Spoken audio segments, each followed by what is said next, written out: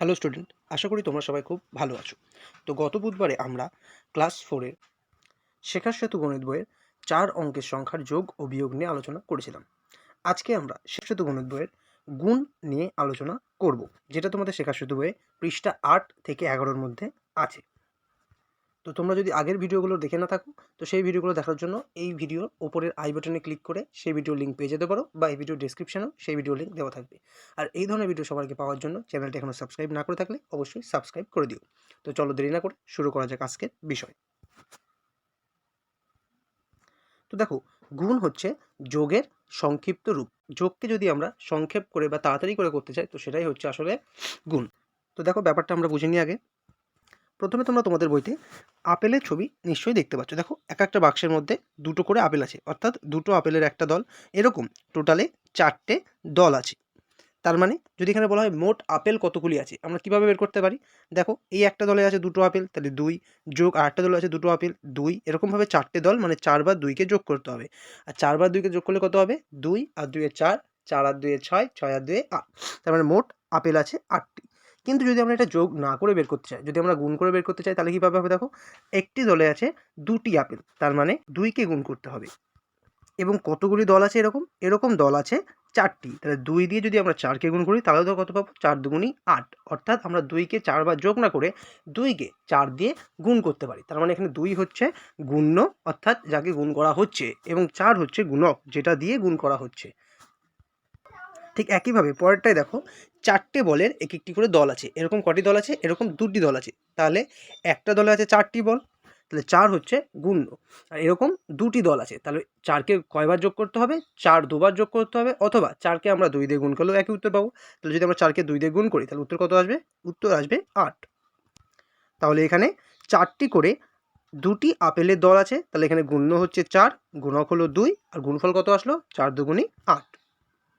তাহলে আশা করি তোমরা গুণের ব্যাপারটা বুঝতে পারছো, যে আসলে যোগটাকেই আমরা সংক্ষেপে করার জন্য গুণ করে থাকি। একইভাবে পরে ফুলের ছবি দেখতে পাচ্ছ তোমরা। তো ধরো এক একটি দলে 2টি করে ফুল আছে, ঠিক আছে? এখানে ছবিতে একটু ভুল আছে, তো এখানে ধরো একটা দলে 2টো করে ফুল আছে।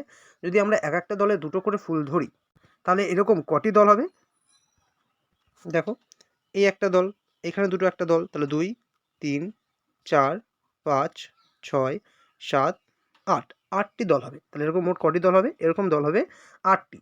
তাহলে একটি দল আছে 2টি, মানে 2কে গুণ করতে হবে, এবং 8টা দল আছে, তাহলে কত দিয়ে গুণ করতে হবে? 8 দিয়ে। তাহলে 2 গুণ 8 করতে হবে। তাহলে এখানে মোট কতগুলো ফুল আছে? মোট ফুল আছে 8 দুগুণি 16টি।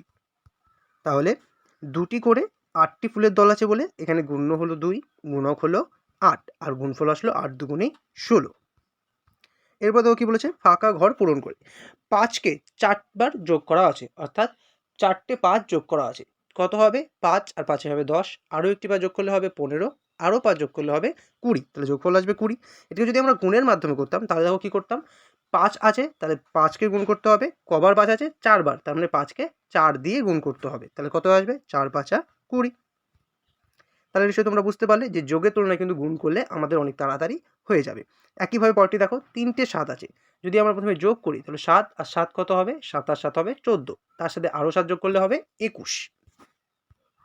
আর যদি এটা আমরা গুণের মাধ্যমে করতাম, তাহলে যেহেতু 7 আছে, তাহলে 7কেই গুণ করতে হবে। 3টে 7 আছে, মানে কত দিয়ে গুণ করতে হবে? 3 দিয়ে। 3 7 কত হবে? 3 7 হবে 21। তারপরটা দেখো, 2 4টে আছে, 4টে 2 যোগ করলে কত হয়? 2 আর 2 এ 4, 4 আর 2 এ 6, 6 আর 2 এ 8। এটা যদি আমরা গুণের মাধ্যমে করতাম, তাহলে 2 আছে, তাহলে 2কে গুণ করতে হবে। 4টে 2, মানে কত দিয়ে? 4 দিয়ে। 4 দুগুণি 8। তারপরে দেখো, গুণ আকারে আছে, ওটাকে আমাকে যোগ আকারে ভেঙে ভেঙে লিখতে হবে। যেমন 6 গুণ 2, 6 গুণ 2 মানে আসলে কি? দুটো 6কে যোগ করা, বা 6কে 2 দিয়ে গুণ করা। 6 দুগুণি কত? 12। তাহলে এটাকে আমরা ভেঙে লিখতে পারি তো, 6 যোগ 6 যোগ করলেও কত আসবে? 12ই আসবে। সেরকমই পরেরটি দেখো, 2 গুণ 5, মানে 5টা 2কে যোগ করা, বা 2 দিয়ে 5কে গুণ করা। কত আসবে? 5 দুগুণি 10। তাহলে 2কে 5 দিয়ে গুণ করা মানে 5টা 2 যোগ করা। তাহলে এখানে কটা 2 হবে? 5টা 2 হবে। দেখো, 1টা 2টো 3টে 4টে 5টা। 5টা 2কে যোগ করলেও কিন্তু সেই 10ই আসবে। তারপরে ফাঁকা ঘর দেওয়া আছে, তোমাদের মনের মতো সংখ্যা নিয়ে এই ধরনের অঙ্ক করতে পারো। তো চলো, এটা তোমরা নিজেরাই করবে। তারপরে দেখি, বলছে বাজার করি। তোমরা একটা পেনের ছবি দেখতে পাচ্ছ নিশ্চয়ই। সেই পেনটির দাম লেখা আছে 12 টাকা। তো বলছি, যদি একটি পেনের দাম 12 টাকা হয়, তাহলে 3টি পেনের দাম কত হবে? তাহলে 3টি পেনের দাম আমরা কী করে বের করবো? একটি পেন 12 টাকা। যদি দুটো পেন বের করতে বলতো তাহলে আমাদের কী করতে হতো? 12-র সাথে আরও 12 যোগ করতে হতো। 3টি পেন মানে 12-র সাথে 12, তার সাথে আরও 12 যোগ করতে হতো, অর্থাৎ 3 বার 12কে যোগ করতে হতো। তো আমরা যোগের পরিবর্তে কী ব্যবহার করতে পারি? গুণ। তাহলে 3 বার 12কে যোগ করা বা 12কে 3 দিয়ে গুণ করা, ব্যাপারটা একই হবে। তাহলে আমরা কী করবো? 3টে পেনের দাম বের করার জন্য আমরা 12কে 3 দিয়ে গুণ করবো। তো গুণটা কীভাবে করতে হবে চলো দেখে নিই। দেখো 12কে আমরা ভেঙে, তাহলে যদি আমরা 12কে ভেঙে 10 যোগ 2 করে নিই, তাহলে আমরা কী করবো? এই 3 দিয়ে একবার 10কে গুণ করবো আর একবার 12কে গুণ করবো, এবং গুণ করার পর যদি সেই দুটো গুণফলকে যোগ করে দিই, তাহলে কিন্তু আমরা 12কে 3 দিয়ে গুণ করে যে উত্তরটি আসবে সেটা পেয়ে যাবো। তো চলো দেখি কীভাবে গুণটা করতে হবে। দেখো প্রথমে এখানে 10 দিয়ে 3কে গুণ করা হয়েছে, কত হবে? 3 10কে 30 হবে। আর তারপরে 3 দিয়ে 2কে গুণ করা হয়েছে, 3 দুগুণি কত হয়? 3 দুগুণি 6। এবার যদি এটুকু আমরা যোগ করে দিই, কত হবে? 30 যোগ 6, একক ঘরে দেখো 0 6 6 বসে গেল আর 3 বসে গেল, তাহলে 30 আর 6 কত হবে? 36। তার মানে 3 বারং কত হয়? 3 বারং 36 হবে। তাহলে আসলে আমরা গুণটা কীভাবে করলাম? 12টাকে আমরা ভেঙে 10 আর 2 দুটো ভাগে ভাগ করে নিলাম। এবার একবার 3 দিয়ে 10কে গুণ করলাম, একবার 3 দিয়ে 2কে গুণ করলাম, এবং তারপরে সেই দুটো গুণফলকে যোগ করে দিলাম। এভাবে আমরা 3 দিয়ে 12কে গুণ করলাম। বা তোমরা চাইলে একবারেও করতে পারতে, তো যেটা আমরা পরবর্তী পৃষ্ঠায় শিখবো। আর তোমাদের যদি নামটা মুখস্থ থাকে তো নামটা পরেই বুঝতে পারতে যে 3 বারং 36 হবে। তারপরে গুণটি দেখো কী আছে।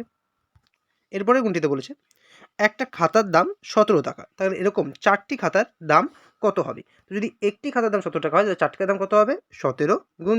তো যদি তোমাদের 17 ঘরের নামটা মুখস্থ থাকে তাহলে তোমরা একবারই অঙ্কটা করতে পারবে যে 4 17 কত হবে? 17 হবে 68। তো এবার এই যদি আমাদের নামটা মনে না থাকে তাহলে কী করবো? গুণ করে নেবো। গুণ কীভাবে করবো? আমরা 17কে ভেঙে কী লিখতে পারি? 10 যোগ 7, তাহলে 4 দিয়ে 10কে গুণ করি, 10 গুণ 4 কত হবে? 4 10কে 40। তারপরে 7 দিয়ে 4কে গুণ করবো, কত হবে? 7 গুণ 4, 4 7 28। এবার কী করবো? এই আলাদা আলাদা যোগফলকে আমরা একসাথে যোগ করব। তো চলো যোগটা পাতিয়ে নিয়ে আমরা পাশের ঘরে 40 যোগ 28। তো দেখো প্রথমে একক ঘরে আছে 0 আর 8, যোগ করলে কত হবে? 8ই হবে। দশের ঘরে দেখো আছে 4 আর 2, 4 দিয়ে কত হবে? 6, তাহলে কত আসলো? 68 আসলো। তাহলে 4 17 হলো 68। তার মানে 4টি খাতার দাম কত হবে? 68 টাকা। তারপর অঙ্কটা দেখো একটি জামার দাম লেখা আছে 125 টাকা। তো এরকম দুটি জামার দাম কত হবে জিজ্ঞাসা করেছি। একটি জামার দাম যদি 125 টাকা হয়, তাহলে এই 125কে যদি আমরা 2 দিয়ে গুণ করি তাহলে দুটি জামার দাম পেয়ে যাবো। তাহলে আমরা কী করবো? 125কে 2 দিয়ে গুণ। তো গুণটা কীভাবে করবো? আমরা প্রথমে 125কে ভেঙে নেবো। তো আমরা 125কে ভেঙে লিখতে পারি 100 যোগ 20 যোগ 5। তো আমরা যদি এই 2 দিয়ে আলাদা আলাদা করে 100কে আর 20কে আর 5কে গুণ করি এবং সেই গুণফলগুলোকে যোগ করে দিই, তাহলে কিন্তু 125 গুণ 2 কত হয় সেটা আমরা পেয়ে যাবো। তো চলো প্রথমে আমরা কী করবো? 2 দিয়ে 100কে গুণ করবো। 100কে 2 দিয়ে গুণ করলে কত হবে?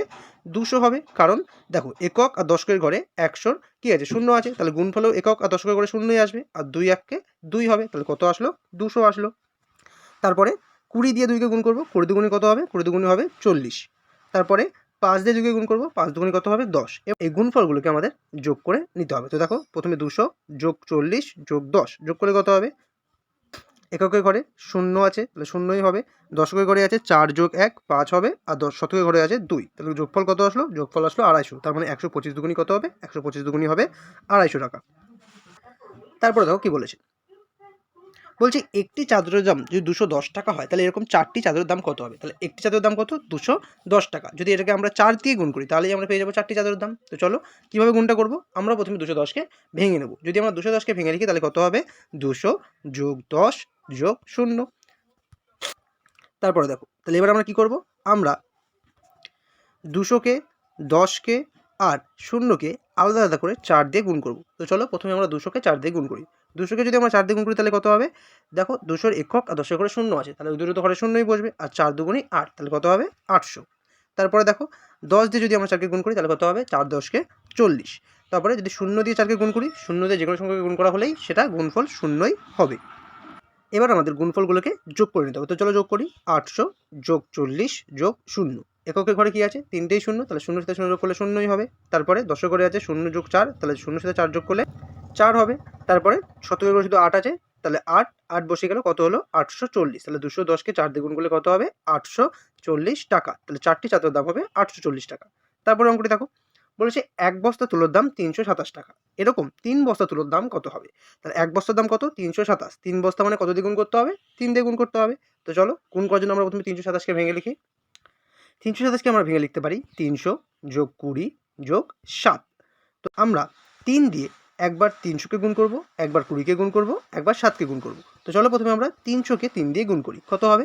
দেখো 300-র একক আর দশকের ঘরে শূন্য আছে, তাহলে দুটো শূন্য বসবে, আর 3 তিরিকে হবে 9, তাহলে গুণফল আসবে 900। তারপরে 20 দিয়ে 3কে গুণ করবো, কত হবে? 3 কুড়ি 60। তারপর 7 দিয়ে যদি আমরা 3কে গুণ করি তাহলে হবে 3 7 21। এবার আমাদের গুণফলগুলো যোগ করে নিতে হবে। তো চলো যোগ করি। যোগ 60 যোগ 21। তো দেখো এককের ঘরে কত আছে? 0 0 1, তাহলে একের সাথে 0 যোগ করলে কত হবে? 1 হবে। তারপর দশকের ঘরে আছে 6 যোগ 2, কত হবে? 8, আর শতকের ঘরে আছে 9, বসে গেল, তাহলে কত আসলো যোগফল? যোগফল আসলো 981। তার মানে 3টি তুলোর বস্তার দাম হবে 981 টাকা। তারপর দেখো কি আছে, বলছি একটি বইয়ের দাম 10 টাকা, এরকম 12টি বইয়ের দাম কত হবে? তো একটা বইয়ের দাম 10 টাকা, 12টি বইয়ের দাম কত হবে? 10কে যদি আমরা 12 দিয়ে গুণ করি তাহলে পেয়ে যাব। তো 12কে যদি আমরা গুণ করি, কীভাবে করব? 12কে আমরা ভেঙে লিখব 10 যোগ 2, তাহলে 10 দিয়ে প্রথমে 10কে গুণ করব, 10 দিয়ে প্রথমে 10কে গুণ করলে কত হবে? 100 হবে। তারপরে 10 দিয়ে 2কে গুণ করবো, কত হবে? 10 দুগুণি 20। এবার সেগুলোকে যোগ করে নেব। যোগ করলে কত হবে? দেখো এককের ঘরে আছে 0 যোগ 0 0ই হবে, দশকের ঘরে 0 যোগ 2 2 হবে, আর শতকের ঘরে 1, তাহলে 120 হলো, তার দাম হবে 120 টাকা। তো দেখো এতক্ষণ ধরে কিন্তু আমরা গুণ্যকে ভেঙে গুণ করছিলাম, এবার আমরা গুণককে ভেঙে গুণ করব। এই 10 গুণ 12কে যদি আমি এভাবে করতাম, 10 আর নিচে 12কে যদি আমরা ভেঙে লিখি 10 যোগ 2, এভাবে আমরা 12কে লিখতে পারি। অর্থাৎ আমরা একবার 2 দিয়ে 10কে গুণ করব, তারপর 10 দিয়ে 10কে গুণ করব। দেখো যদি আমরা প্রথমে 2 দিয়ে 10কে গুণ করি তাহলে কত হবে? 10 দুগুণি 20। তারপর যদি আমরা 10 দিয়ে 10কে গুণ করি তাহলে কত হবে? দেখো এখানে গুণ্যরও এককের ঘরে একটা শূন্য আছে, আর গুণকেরও একক ঘরে একটি শূন্য আছে, তার মানে দুটো শূন্য তো আসবেই। আর শতকের ঘরে কত বসবে? এককে 1, অর্থাৎ 100। 10 গুণ 10 কত হয়? 100 হয়। এবার আমরা যে যোগটা আলাদা করে করছিলাম সেই যোগটা দেখো এখানেই করব। 20 যোগ 100, তাহলে কত হবে? 0 যোগ 0 0ই হবে, এখানে 2 যোগ 0 2 হবে, আর 1 1 বসে গেল, তাহলে কত হলো? 120। তো এভাবে এবার থেকে আমরা গুণ করব। দেখো পরের গুণটা আছে 28 গুণ 13, তো আমরা 13কে ভেঙে লিখতে পারি 10 যোগ 3 লিখতে পারি। প্রথমে আমরা কি করব? 3 দিয়ে 28কে গুণ করব। 3 দিয়ে যদি আমরা 28কে গুণ করি তাহলে কত হবে? 3 8 24 4, হাতে 2, আর 3 দুগুণি 6, 6 আর 2 হবে 8, এখানে কিন্তু 7 লেখা আছে, এটা 8 হবে। তারপরটা দেখো যদি আমরা 10 দিয়ে 28কে গুণ করি তাহলে কত হবে? দেখো 10-এর এককের ঘরে শূন্য আছে, তাহলে একটা এককের ঘরে শূন্য বসবে। আর যদি আমরা 1 দিয়ে 28কে গুণ করি তাহলে কত হবে? 28কে 28, তাহলে আসলো 280। এবার আমরা এই দুটোকে যোগ করব। তো দেখো এককের ঘরে আছে 4 যোগ 0, কত হবে? 4ই হবে। তারপরে দশকের ঘরে আছে 8 যোগ 8, 8 আর 8 কত হবে? 16, 16 6, হাতে থাকলো আমার 1 2 আর 1 3 হলো, তাহলে গুণফল আসলো 64। তারপরে দেখো গুণটি কী বলেছে? 37 গুণ 19। তো 19কে আমরা ভেঙে লিখতে পারি 9 যোগ 10, তাহলে আমরা 37কে প্রথমে 9 দিয়ে গুণ করব, তারপরে 37কে আমরা 10 দিয়ে গুণ করব, এবং সেই গুণফল দুটোকে যোগ করলেই আমরা 37 গুণ 19কে করলে যে গুণফল আসবে সেটা পেয়ে যাব। তো চলো প্রথমে আমরা 9 দিয়ে 7কে গুণ করি, কত হবে? দেখো প্রথমে আছে 9 দিয়ে 7, 7 নং 63 3, হাতে 6, তারপর 3 নং 27, 27 আর 6 কত হবে? 27 আর 6 হবে 33। তারপরে দেখো 10 দিয়ে এবার 37কে গুণ করতে হবে। তো 10-এর একক ঘরে শূন্য আছে, তাহলে একক ঘরে একটা শূন্য বসবে, আর 1 দিয়ে 37 গুণ করলে কত হবে? 37কে 37। এবার আমরা যোগ করব। এককের ঘরে আছে 3 যোগ 0, কত হবে? 3 হবে। দশের ঘরে আছে 3 যোগ 7, কত হয়? 10, 10-এর 0, হাতে রইল আমার 1, আর শতকের ঘরে আছে 3 3 6, 6 আর 1 7, তাহলে গুণফল আসলো 703। আশা করি গুণটা বুঝতে পেরেছো। তো চলো একইভাবে আমরা পরের গুণটাও করে ফেলি। পরের গুণটি আছে 40 গুণ 11, তো আমরা কি করতে পারি? 11কে ভেঙে লিখতে পারি 1 যোগ 10। তো প্রথমে আমরা 40কে 1 দিয়ে গুণ করব, তারপর আমরা 40কে 10 দিয়ে গুণ করব। তো চলো প্রথমে আমরা 40কে 1 দিয়ে গুণ করি। দেখো 40কে 1 দিয়ে গুণ করলে কত হবে? 40কে 40। তারপর যদি 40কে 10 দিয়ে গুণ করি তাহলে দেখো 10-এর একক ঘরে একটি শূন্য আছে, তাহলে তার জন্য একক ঘরে শূন্য হবে। আবার 4-এর একক ঘরে একটি শূন্য আছে, তাহলে দশকের ঘরেও শূন্য হবে, আর 4 4, তাহলে কত আসবে? 400। এবার যোগ করতে হবে। দেখো এককের ঘরে আছে কত? 0 যোগ 0 0ই হবে, দশের ঘরে আছে 4 যোগ 0 4 হবে, আর শতকের ঘরে আছে 4, তাহলে 4 বসে গেল, কত আসলো? 440, তাহলে গুণফল হবে 440। তারপরে গুণটি দেখো আছে 15 গুণ 16, তো আমরা 16কে ভেঙে কি লিখতে পারি? 6 যোগ 10। তো প্রথমে আমরা 15কে 6 দিয়ে গুণ করব, তারপরে আমরা 15কে 10 দিয়ে গুণ করব। যদি আমরা 6 দিয়ে গুণ করি তাহলে কত হবে? দেখো 5 6 30 0, হাতে 3, 6 1 6, 6 আর 3 9, 6 15 90। তারপর 10 দিয়ে গুণ করলে 10-এর একক ঘরে শূন্য আছে, তাহলে আগে একটা শূন্য বসবে, আর 15কে 15। এবার যোগটা করে ফেলি, 0 যোগ 0 কত হবে? 0 হবে। 9-এর সাথে 5 যোগ করলে হবে 14 4, হাতে রইল আমার 1, আর এদিকে শতকের ঘরে ছিল 1, তাহলে 1 আর 1 2 হলো, তাহলে গুণফল আসলো 240। তো আশা করি তোমরা গুণগুলো বুঝতে পেরেছো। ভিডিওটি ভালো লাগলে অবশ্যই লাইক করে দিও, বন্ধুদের সাথে শেয়ার করো, আর চ্যানেলটি এখনো সাবস্ক্রাইব না করে থাকলে অবশ্যই সাবস্ক্রাইব করে দাও এই ধরনের ভিডিও সবার আগে পাওয়ার জন্য। ধন্যবাদ।